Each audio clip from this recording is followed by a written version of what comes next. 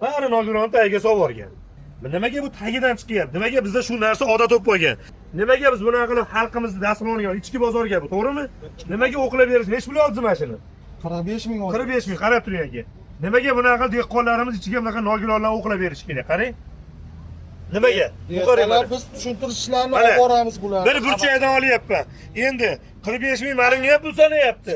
Siz olayotgansiz bunga ham. Sizdan kimgadir berasizda O'zbekistonning meva sohasidagi ishonch yo'qoladi. Mana chiriyapti. Mana shu tuzda chiriyapti. To'g'rimi aka mana? Qarang. Bu narsani olamizda ertaga O'zbekistonning imiji o'ladi, brendi o'ladi. Mana mana shu yerda xolis bir burchakdan olganimiz. Qarang. Tagidan chiqqan narsani. Bu endi juda bir ahmoqgarchilikda bu.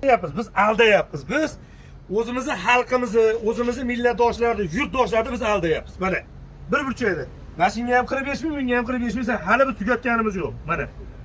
Nimaga bunaqa tagiga aldoq, hiyla, yolg'on bilan biz mahsulot sotishimiz kerak? Xaridor kelyapti, sizdan olyapti-da, siz mana narsaga ko'p pul sanayapsiz. To'g'rimi aka? Endi mana shu narsani ko'z bilan ko'rib turibmizmi?